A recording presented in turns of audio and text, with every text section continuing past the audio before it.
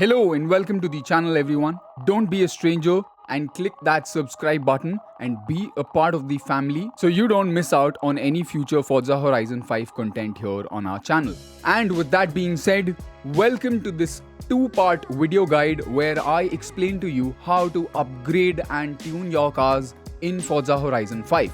Now I'll only request everyone watching this to click on the link down below to watch the other part because I've divided tuning and upgrading cars into two different parts. So depending on whichever part you're watching, the link to the other part will be down in the description. And now with all that out of the way, let's start with our Forza Horizon 5 car upgrading and tuning guide. Now as far as tuning is concerned, we will deal with one tab after the other, starting the first section here with tire pressure. So basically all you need to know for tire pressure is high tire pressure means better speed and responsiveness. Low tire pressure setup means that your tires heat up faster, which is better for maximum grip during races. So essentially high tire pressure will make your car have better speed and responsiveness, but there is a risk of sudden loss of grip. So if you put it towards the highest tire pressure, your car will just suddenly turn on its own and lose grip. And so basically if you want better handling and maximum grip, set the tire pressure to somewhere about 30 to 40%. You can go down to as low as 20 to 25%, but I would not advise going down below that, as that would reduce your overall speed and responsiveness. And the same goes for your high tire pressure. So basically somewhere about 70 to 75%. Do not go more than 75% on the high tire pressure side, as it will cause a sudden loss of grip, which is not good for us in either racing or free mode. So depending on whatever type of build, please go ahead, experiment and fine tune the right tire pressure for your own build. Next we come to the gearing, a very important and you could say the majority of your custom tunings are gonna work out based on what transmission and gearing setup you go for. So essentially the heart of your custom tuning. This is the most important custom tuning tab here, and that being said, let's proceed with it. So first things first, you need to set your gear drives at whatever position you want, depending on more speed or more acceleration. The perfect balance, basically best of both worlds, is what we are looking for. So depending on whatever transmission setup you have, either a 4-speed or a 7-speed, as these are the two best in terms of transmission upgrades. Now set your drive ratios below, make a mental note of the differences, as you need to increase or decrease drives accordingly, as your final drive will determine what your final top speed will be. So match them properly and make sure that you utilize the car's performance to its full potential. Now the same goes for speed, because if you want more speed, we start with about 10-15 clicks on the speed side and then adjust every gear accordingly, and then in the end we adjust the final drive.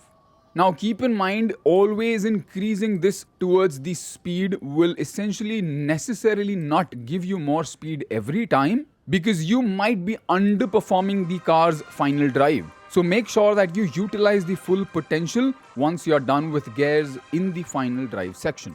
Now let's move on to some settings quickly, as these are less confusing unlike some of these others. So now we start with camber, toe and front caster. See, negative camber will give you more cornering grip but less straight line grip. So my choice would be -2 and -1, but you can experiment with your own build and come up with whatever suits your style best.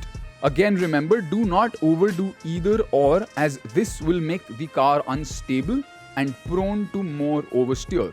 And so toe in brings tires closer, it increases stability but reduces your turn in response. Toe out will increase the turn in response and reduce overall stability. So we need to find the perfect balance, as doing either one on the extreme will cause the tire to wear out quickly, and I would advise either -0.5 on either side depending on your build, but I generally like to keep it at 0, as I don't fiddle too much with this setting, as this decreases your overall stability. So I like to keep it at the default setting.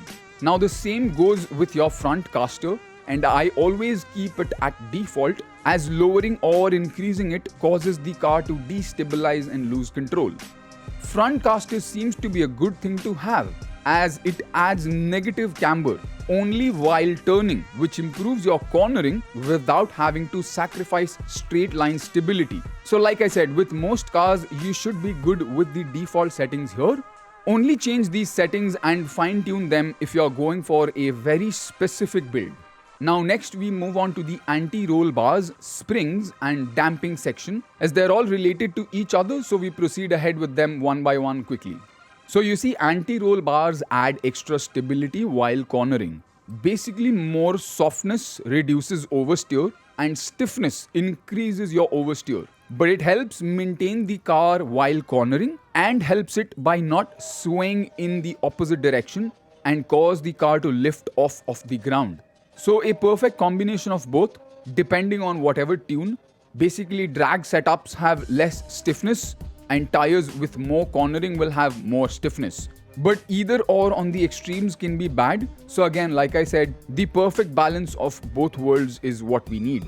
So personally, I go for plus 15 to 20 on either softer or stiffer side, depending on the car setup that I'm going for. So like I said, more stiffness is better for cornering and softer anti-roll bars are better for drag setups. Now next we move on to the springs section. We basically need to know that both front and rear need to be balanced in a certain way. If you soften the front in relation to the rear, it increases your front grip and reduces understeer, but too much softness can cause the car to bottom out during cornering or braking. So excessive softness is actually bad. We need to find the right balance of stiffness and softness, and so I personally like to increase the front and rear both by about plus 15 to 20. Depending on whatever build I'm going for, sometimes even more. And if I'm going for a drag setup, like I said, I'll be going for less stiffness. Now the ride height is the easiest to understand, as low ride height will lower your center of gravity, increasing your cornering, but if you put it all the way down to low, it can cause a sudden loss of grip. So generally you should keep both at some 20 to 25%, but I like to keep mine for the front at about 70 to 80% and the rear at about 10 to 20%, as that gives me better overall speed. Now next we move on to the damping section, where we have rebound stiffness and bump stiffness. So basically adding more rear stiffness will increase overall handling while cornering, and it'll add more grip. But increasing your front stiffness can cause increased transitional understeer, meaning every gear change you will notice that little understeer. If you keep it too soft, the inside tire will lift off of the ground. Personally, I'd recommend anywhere between 50 to 75%, as anything more or less will cause the car to destabilize and lose control. So again, please try your own setup like usual, but do not overdo either or.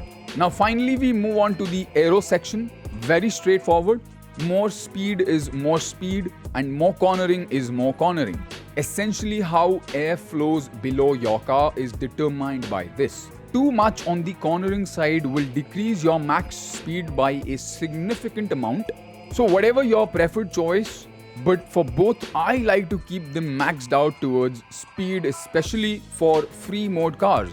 But for cars in which you want to race, I would recommend a balance of both speed and cornering, and so that way you have better cornering too while racing.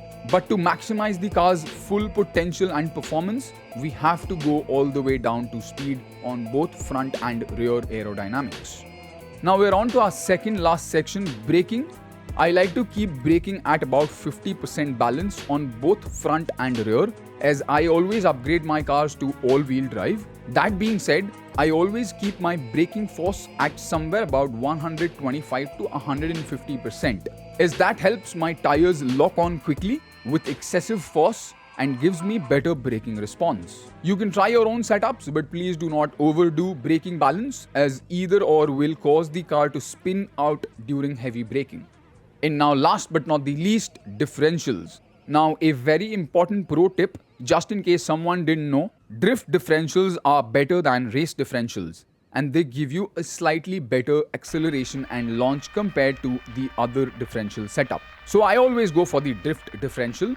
And now back to the differential tuning. Since I always use all-wheel drive, I like to keep my acceleration at about 75 to 80%. and my deceleration to about 65 to 70%, just slightly lower than my acceleration. Somehow this setup works for me on every all-wheel drive car, and I would recommend the same. But like usual, you can try your own builds on both rear and forward acceleration and deceleration.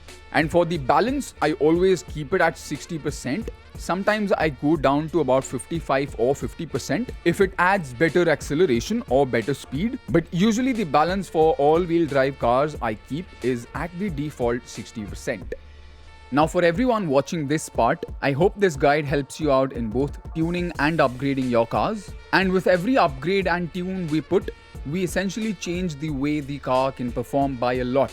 So depending on whatever class, whatever setup, you can start by experimenting with your own upgrades and tunings and come out with some of your own wacky builds. Now I hope this guide helps you out in Forza Horizon 5 as a new player, and once you start tuning and upgrading your cars, you'll start getting a feel of it, and slowly over time by practice you'll get better at it. Now with all that being said, I hope everyone here will take care and stay safe, game safe, and I'll definitely see you in the next one.